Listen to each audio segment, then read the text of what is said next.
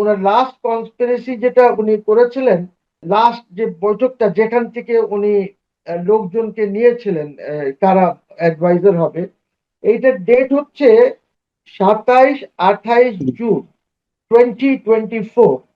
এবং এইটা ইউনুস সেন্টারের উদ্যোগে সোশ্যাল বিজনেস ডে এই নামে একটি সম্মেলন অনুষ্ঠিত হয়েছিল ফিলিপিন্সে।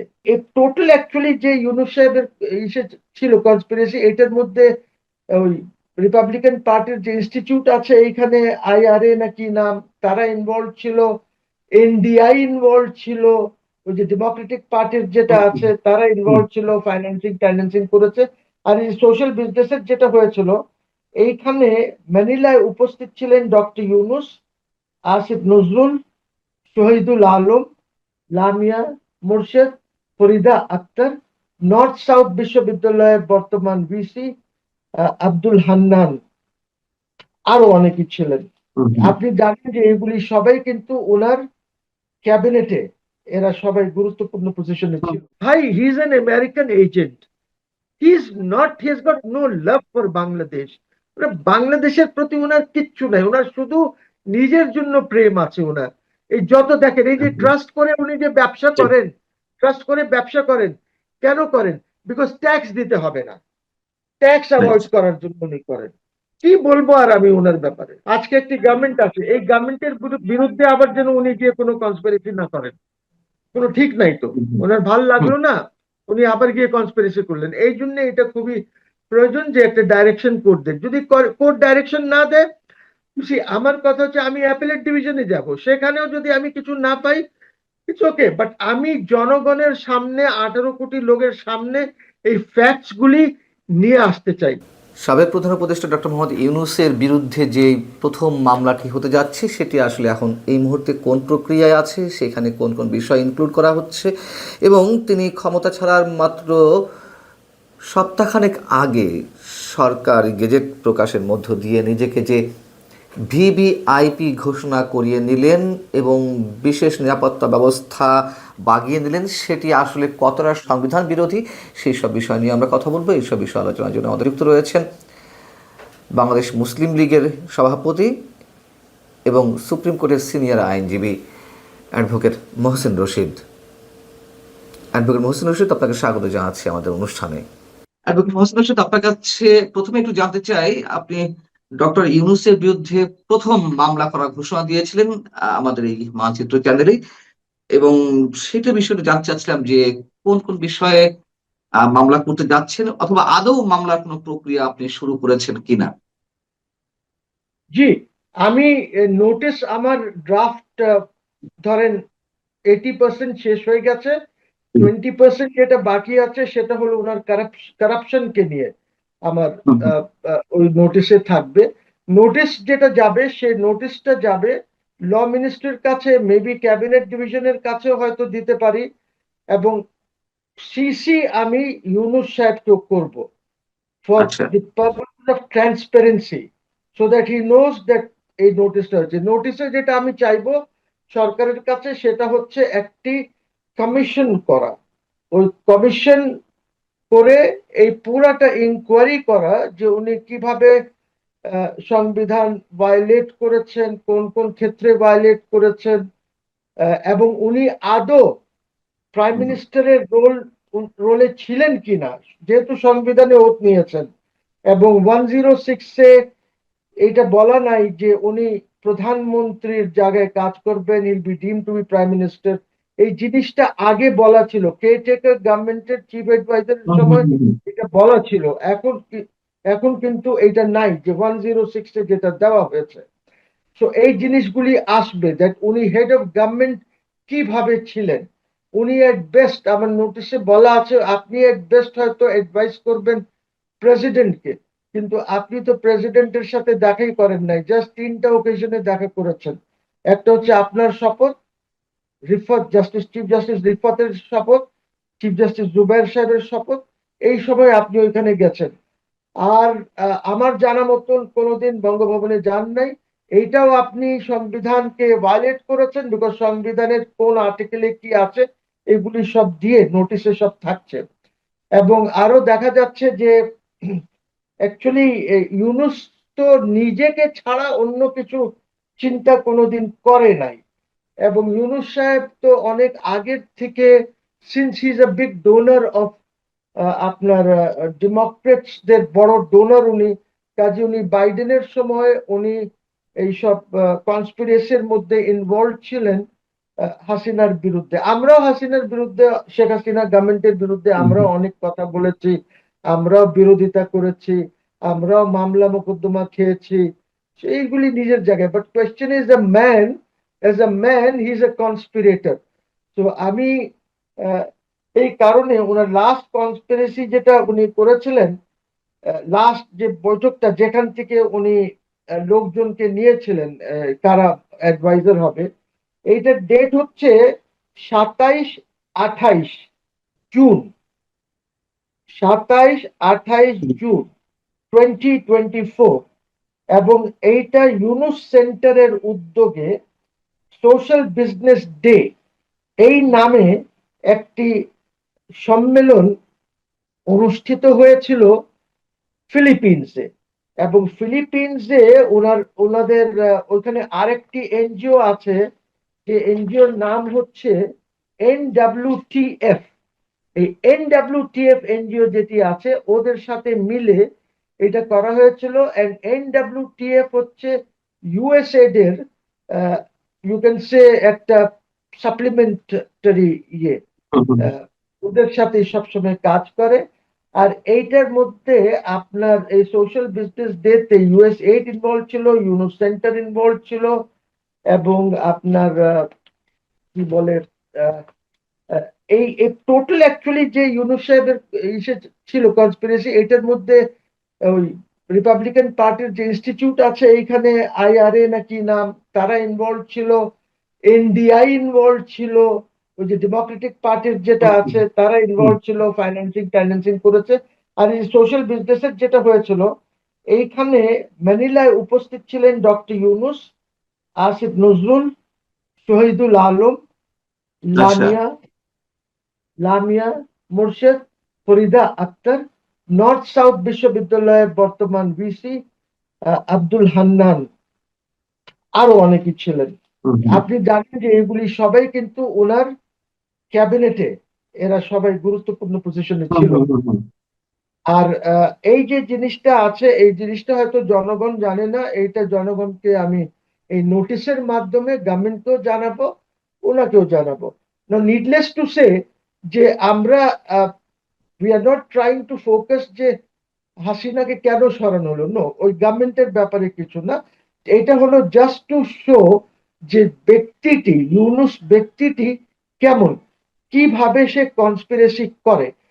জুনের পরেই জুলাই আন্দোলন শুরু হয়েছে, জুলাই আন্দোলনের পরে কিন্তু ইয়ে হয়েছে। এবং ওই যে ভিসি সাহেব যিনি ছিলেন, আপনি জানেন যে এদিকে আন্দোলন কমে গেছিল, তারপরে ওই রামপুরা টামপুরার দিকে ব্র্যাক ইউনিভার্সিটি, ছেলে পেলে নর্থ সাউথ এইগুলি মিলে ওই জায়গায় একটা বড় আন্দোলন হয়েছিল। এবং ওই ভিসি সাহেবও এটার মধ্যে যুক্ত ছিলেন।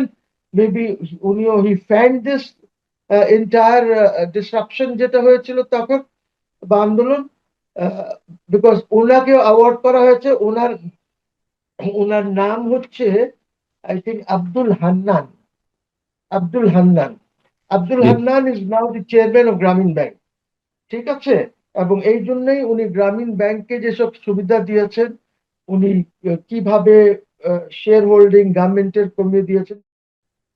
সংবিধান লঙ্ঘনের বিষয়টি আছে, মানে এরকম কতগুলো বিষয় আপনি নোটিশ করছেন গভর্নমেন্টকে? আছে সংবিধান লঙ্ঘন তো অনেকগুলি আর্টিকেলস আছে যেগুলি লঙ্ঘন করেছে।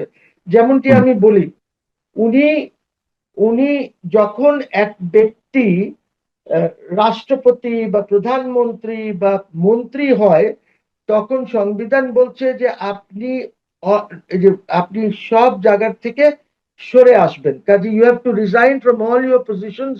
আপনি ব্যবসা হোক, এই হোক, সে হোক, সব ছেড়ে দিতে হবে। এটা শুধু আমাদের জন্য না, এটা পৃথিবীতে সবখানে। ইফ ইউ রিমেম্বার, ট্রাম্প যখন প্রথমবারে এসেছে, সে তার সব ব্যবসা বাণিজ্য ছেলেদেরকে দিয়ে ওইখান থেকে একদম বেরিয়ে এসেছে, তারপরে আর ট্রাম্প ওই ব্যবসা বাণিজ্যের মধ্যে ঢুকে নাই। তো point is that you have to come out of it. কিন্তু উনি যেটা করেছেন, উনি এই যত ওনার ব্যবসা বাণিজ্য আছে, এসেনশিয়ালি হি মেনটেইনড আ লিঙ্ক থ্রু লামিয়া মোর্শেদ। যেহেতু লামিয়া মোর্শেদ ইউনুস সেন্টারে কাজ করেন এবং ওনার সব ব্যবসাগুলি ট্রাস্ট করে ব্যবসাগুলি করছেন, এবং উনি হলেন ট্রাস্টি বোর্ডের চেয়ারম্যান ইন অলমোস্ট অল ব্যবসা উনি জি। চেয়ারম্যান। তো উনি লিঙ্ক, আমি এই লিঙ্কটা বলতে চাচ্ছি যে এই লিঙ্কটা হচ্ছে থ্রু লামিয়া মোর্শেদ, যে ইউনুস সেন্টারের হেড ছিল, part of this Yunus centre conspiracy যেটা ছিল। তো ওইখান থেকে উনি ওনার সব ব্যবসাগুলিও চালিয়ে গেছেন উনি। Otherwise, there was no necessity for Lamia Morshid to be there, to be in that position. Because Lamia Morshid's husband, আমরা জানি এলএনজি টেলএনজির ব্যবসা ট্যাবসা ওইখানে দেওয়া হয়েছে। নোটিস করার পরে আমি আশঙ্কা করছি যে গভর্নমেন্ট কোনো কমিশন হয়তো করবে না, এটা আমার আশঙ্কা। আচ্ছা। গভর্নমেন্ট যদি কোনো কমিশন না করে, তাহলে আমি কোর্টে যাব, যেরকমটি এই একটি হয়েছে, ওই যে জুলাই সনদ নিয়ে যেটা হয়েছে, রিট হয়েছে না, ওরকম একটি রিট পিটিশন করব, সেখানে আমি ডাইরেকশন ঠিক করব যেন এই কমিশনটা কোর্ট ওদেরকে আদেশ দেয়, ডাইরেকশন দেয় যে এই কমিশনটি আপনি করেন। এটা আচ্ছা। জনগণের জন্য, জাতির জন্য, দেশের জন্য খুবই গুরুত্বপূর্ণ। বিকজ সবাইকে জানা দরকার যে কোথায় কিভাবে হয়েছে। কিন্তু এর পরে আজকে একটি গভর্নমেন্ট আছে, এই গভর্নমেন্টের বিরুদ্ধে আবার যেন উনি গিয়ে কোনো কনস্পিরেসি না করেন, কোনো ঠিক নাই তো। ওনার ভাল লাগলো না, উনি আবার গিয়ে কনস্পিরেসি করলেন। এই জন্য এটা খুবই প্রয়োজন যে একটা ডাইরেকশন কোর্ট দেয়। যদি কোর্ট ডাইরেকশন না দেয়, আমার কথা হচ্ছে আমি অ্যাপেলেট ডিভিশনে যাব, সেখানেও যদি আমি কিছু না পাই, ইটস ওকে, বাট আমি জনগণের সামনে, 18 কোটি লোকের সামনে এই ফ্যাক্টস গুলি নিয়ে আসতে চাই। বিকজ কোনো না কোনো সময় history will write about this, যে what happened. I wanted Tarique to succeed. Tarique হয়তো নতুন পলিটিক্স নিয়ে আসবেন, হয়তো এখানে আওয়ামী লীগের সাথে যে অন্যায় করা হয়েছে ইউনুস করেছে, বিকজ ইউনুস তো ফোকাস ছিল আওয়ামী লীগ এর উপরে, সব conspiracy directed towards Awami League. তো ওইটা হয়তো অ্যাজ এ ডেমোক্রেট আমি আশা করেছি, আর এখনো করছি, যে হয়তো তারেক রহমান আওয়ামী লীগের উপরে যে ধরনের নিষেধাজ্ঞা আছে এইগুলি উনি হয়তো তুলে নেবেন। এটা তুলে নিলে হয়তো সবাই মিলে, আওয়ামী লীগ তো এই দেশেরই, আওয়ামী লীগের তো অনেক সাপোর্ট আছে এই দেশে, হয়তো আওয়ামী লীগ বিএনপি সব মিলে, আমাদের তো দেখেন কি কাজ, আমরা তো আর মন্ত্রী হতে চাই না, প্রধানমন্ত্রী হতে চাই না। আমরা চাই যেন আমরা খেয়ে টেয়ে বেঁচে থাকতে পারি, এবং আমাদের জুডিশিয়ারি ভালো করে যেন কাজ করতে পারে, জুডিশিয়ার থেকে যেন লোকজন ইনসাফ পায়। মামলা প্রক্রিয়ার মধ্য দিয়ে একটা জিনিস বেরিয়ে এসেছে, মানে যেটা আমি অনুধাবন করতে পারছি, কেঁচো খুঁড়তে গিয়ে সাপ বেরিয়ে আসছে। মানে আপনি যেসব বিষয় উদ্যোগ নিয়েছেন, যেমন 106 এর রেফারেন্সে তিনি যে প্রধান উপদেষ্টা হচ্ছেন, প্রধান উপদেষ্টা হলেও তার পাওয়ারটা কি প্রধানমন্ত্রী হিসেবে ছিল কিনা, এই একটি বিষয়। আবার আপনি বলছেন যে তিনি যাতে ভবিষ্যতে এই সরকারের বিরুদ্ধে কোনো ধরনের কনস্পিরেসি করতে না পারে, এটাই খুব ইন্টারেস্টিং, এবং এটি মানুষের মুখে মুখে আছে যে তিনি হয়তো প্রেসিডেন্ট হওয়ার জন্য অনেক ধরনের চেষ্টা করছেন। আমি যদি এই জায়গাটিতে একটু আপনার দৃষ্টি আকর্ষণ করি, যে প্রেসিডেন্ট হওয়ার জন্য এক ধরনের উদ্যোগ তার পক্ষ থেকে জানা যাচ্ছে, মানে মানুষের মধ্যে গুঞ্জন রয়েছে, আপনি কি তেমনটি মনে করেন? যদি এরকম কিছু করা হয়, তাহলে এই সরকার ভুল করবে। বিকজ উনি তখন বঙ্গভবনে বসে ওইখানে কনস্পিরেসি করবে। উনি basically he is A conspirator, উনি বিভিন্ন সময় বিভিন্ন জায়গায় বসে কনস্পিরেসি করেন। ওনার কিন্তু কোনো এরকম ইমেজ নাই। এই যে আমরা যে বলি, এটা দেখেন, বাংলাদেশে ঠিক আছে একটি নোবেল পিসের একটা লোক আছে, এই জন্য হুম। আমাদের আকাঙ্ক্ষা ইজ ডিফারেন্ট, আমাদের শ্রদ্ধা ওনার প্রতি ইজ ডিফারেন্ট। কিন্তু ওই শ্রদ্ধাটা উনি রাখেন নাই, রাখতে পারেন না, এবং আন্তর্জাতিক ভাবে ওনার এরকম কোনো শ্রদ্ধা নাই। যদি ওনার এরকম থাকতো, তাহলে কিন্তু এই 18 মাসে বাংলাদেশ অনেক কিছু করতে পারতো, অনেক এগিয়ে যেতে পারতো। এই আইএমএফ প্রোগ্রামটা হয়তো শেষ হয়ে যেত, বা আইএমএফ প্রোগ্রামের যে টাকা পাওয়ার কথা আছে ওইগুলি আমরা পেয়ে যেতাম হয়তো, কিন্তু সেটা নাই। উনি খুশি, উনার ব্যাপারে দেশবাসী, আমরা তো এত কিছু জানি না আন্তর্জাতিক ভাবে, একটা ইলিউশন আছে ইলিউশন। সেই ইলুশন কেটে গেছে, মানে উনি যদি প্রধান উপদেষ্টা না, না হতেন এখন না এই কেটে গেছে, ইলুশনটা কিন্তু চলে যেত। আমি যখন জি। প্রথম দিন থেকে কথা বলতেছিলাম হ্যাঁ, হ্যাঁ। তখন তো আমি অনেক গালি খেয়েছি। আমি জি। তো ডে ওয়ান থেকে বলেছি, আমি তো এই জন্য 106 এনেছি। 106 শেষ পর্যন্ত রাখতে পারি নাই। কেন রাখতে পারি নাই? কেন আমি সব কোর্টে হেরেছি? Because of that illusion. Because of that illusion. Attorney general office, ওরা কি যে মনে করে he is a prophet. No, I am sorry, he is a human being who only works for himself। নিজের জন্য কাজ করে, বুঝতে হবে। উনি আর কারোর জন্য কাজ করে না। এত লোকজন কোয়েশ্চেন করছে যে ওই মহিলাটা কোথায়, যে 50% নোবেলের মালিক। আপনি তো 100% হয়ে ঘুরতেছেন, ওই কোথায়? আমরা কি জানি না আপনার লন্ডনে কোন পিআর ফার্ম আপনার এই লেকচার্স গুলি, আপনি যে ইউনিভার্সিটিতে গিয়ে লেকচার দেন বা অন্য জায়গায় লেকচার দেন, এটা কে অ্যারেঞ্জ করে? আমরা জানি না আপনার ফিস কি আছে। 7,000, 10,000, 12,000 ডলারে আপনি লেকচার্স দেন। তো উই নো দিস। হ্যাঁ, কিন্তু জনগণ জি। তো এই এত কিছু জানে না। এটা তো আমরা জানি, পড়াশোনা করি, দেখি, খুঁজে বের করি কোথায় কি আছে, সবের জি। ব্যাপারে জানি। তো এই একটি কারণে বিষয় আমার আমরা। আপনার জি, দৃষ্টি আকর্ষণ করছি, সেটা হচ্ছে যে তিনি ক্ষমতা ছাড়া আগে ২-৩ দিন আগে তিনি একটি গেজেট পাস করিয়ে নিলেন সরকারের পক্ষ থেকে তিনি নিজেকে ভিভিআইপি ঘোষণা করিয়ে নিলেন। যার জন্য ১ বছর তিনি এসএসএফ এর নিরাপত্তার মধ্যে থাকবেন।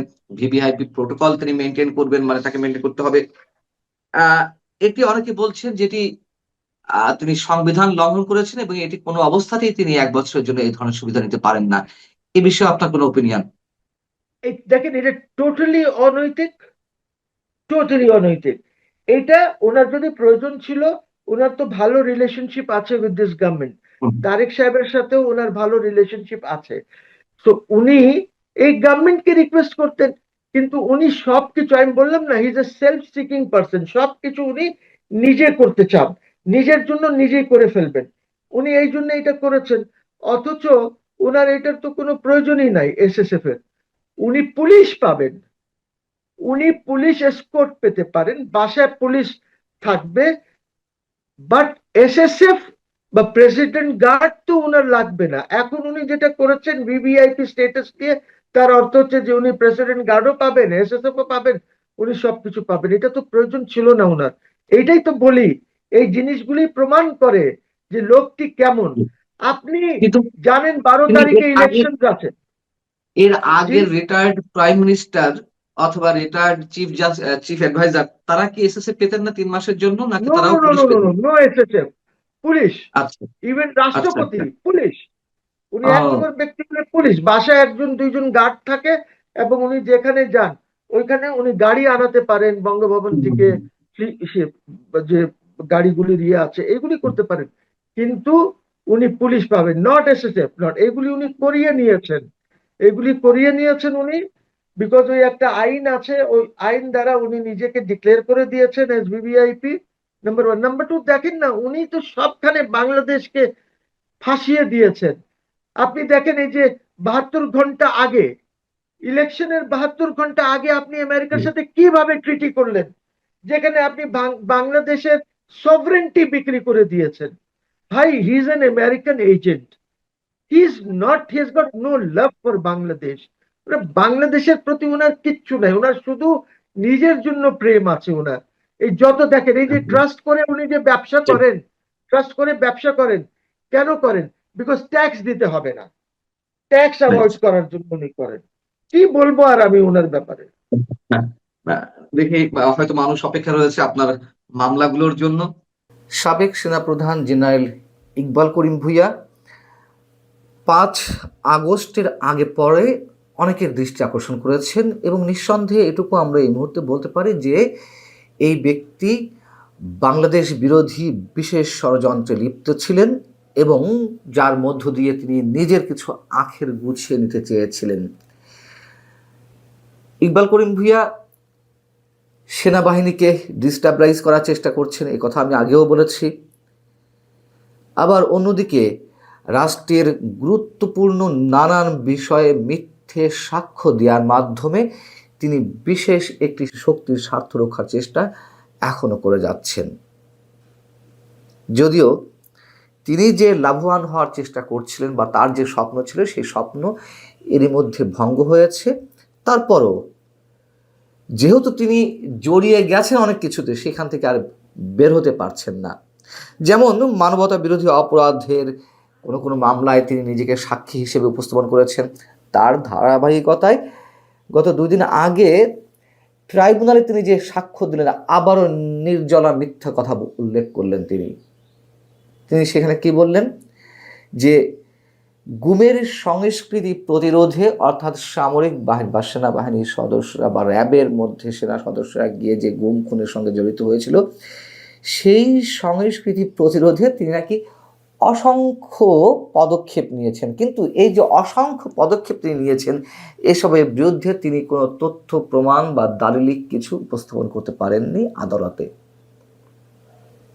তিনি নিজেই যেখানে স্বীকার করছেন যে এ বিষয়ে তৎকালীন প্রধানমন্ত্রী শেখ হাসিনা বা সুপার চিফ বরাবর কোনো চিঠি তিনি পাঠাননি, লিখিতভাবেও কাউকে জানাননি। মাঝে মাঝে মনে হয় যে এই লোক আসলেই মানসিক বিকারগ্রস্ত কিনা। আবার যা শুনতে পাই না, এর পিছনে অনেক ধরনের উদ্দেশ্য তার ছিল এবং বিশেষ একটি শক্তির হয়ে তিনি কাজ করে যাচ্ছিলেন বা কাজ করে যাচ্ছেন এখনো পর্যন্ত। গুম খুন বিষয়ে সাবেক মেজর জেনারেল জিয়াউল আহসানের বিরুদ্ধে অভিযোগ রয়েছে। যে কারো বিরুদ্ধে যে কোনো অভিযোগ থাকতেই পারে, তার বিচার হবে সঠিক তথ্য প্রমাণের ভিত্তিতে। কিন্তু মেজর জেনারেল জিয়াউল আহসানের বিরুদ্ধে এই সাবেক জেনারেল ইকবাল করিম ভূঁইয়া যেভাবে বক্তব্য, সাবেক চিফ প্রসিকিউটর তাজুল ইসলাম এর আগে বলেছিলেন, আগেও বলেছি আমি এই বিষয়ে, তিনি এর আগে বলেছিলেন যে জিয়াউল আহসান 1000টি গুম করেছেন, খুন করেছেন। সেই 1000 থেকে নেমে এলো সেটি শতাধিকে বা 100-র কিছু বেশিতে। তারপরেও শুনলাম যে এখন নাকি 3-4টি মামলার ক্ষেত্রেও তারা তথ্য প্রমাণ সেভাবে হাজির করতে পারছে না। এবং এর মধ্যে এই সাক্ষী হিসেবে রয়েছেন জেনারেল ইকবাল করিম ভূঁইয়া। মূলত জেনারেল জিয়াউল হাসানের বিরুদ্ধে সাক্ষী হিসেবে তিনি নিজেকে আইসিডি পর্যন্ত নিয়ে গেছেন। তিনি সাক্ষ্য দেওয়ার সময় একটা পর্যায়ে বলছেন যে র্যাব থেকে ফেরত একজন জুনিয়র সামরিক কর্মকর্তা, তিনি তার সাথে সাক্ষাতের সময় বলছেন যে ওই জুনিয়র অফিসার নাকি 2জনকে হত্যা করেছে, 2জনকে হত্যার কথা তিনি স্বীকার করেছেন, এটুকু বলছেন। কিন্তু ওই জুনিয়র অফিসারের নাম কি, কাদেরকে তিনি হত্যা করেছিলেন, কবে, কখন, কিভাবে হত্যা করেছিলেন, তার তিনি কিছুই মনে করতে পারছিলেন না, কিছুই বলতে পারছেন না। মানে আমি জেনারেল ইকবাল করিম ভূঁইয়ার কথা বলছি। আবার তিনি বলছেন যে তার বিরুদ্ধে কোনো অ্যাকশনও তিনি নিতে পারেননি। দুর্নীতি বিষয়ে তিনি কথা বলেছেন, সামরিক বাহিনীর ভিতরকার দুর্নীতি বিষয়ে তিনি বলছেন যে সেনাপ্রধান থাকাকালীন সময়ে সামরিক বাহিনীর কেনাকাটা সংক্রান্ত দুর্নীতি হয়েছে ব্যাপক, কিন্তু আমি কোনো তদন্ত করিনি। কেন করেননি? তিনি এবার বলছেন তদন্ত করার এখতিয়ার আমার ছিল না। এটা কি বিশ্বাসযোগ্য? সশস্ত্র বাহিনীতে যেই প্রকিউরমেন্টের বিষয়গুলো থাকে, সেইগুলো মনে করেন যে বিমান বাহিনী, নৌবাহিনী, সেনাবাহিনী, এই বাহিনী প্রধানরা তো নিজ বাহিনীর কেনাকাটা বিষয়ে তো তিনিই মূলত তদারকি করেন। তো তিনি দুর্নীতি বিষয়ে তদন্ত করতে পারবেন না কেন? এখানে আইসিটিতে সাক্ষ্য দেওয়ার সময় এর আগের জবানবন্দিতে তিনি বলেছিলেন সেনা বাহিনীতে প্রত্যেকটা সেনা সদস্যকে অমানবিক হিসেবে গড়ে তোলা হয়, মানুষকে মানুষ হিসেবে কাউন্ট না করার এক ধরনের মনস্তত্ত্ব তাদের ভিতরে গড়ে তোলা হয়। মানে যখন তখন এই সব মানুষদেরকে পশু, জানোয়ার, প্রাণী মনে করে যে কোনো সময় হত্যা করতে পারে, এই ধরনের মানসিকতা নাকি সেনাবাহিনীর মধ্যে তৈরি করা হয়। এবং স্বাধীনতার পর থেকেই সেনাবাহিনীতে গুমের সংস্কৃতি গড়ে উঠেছে।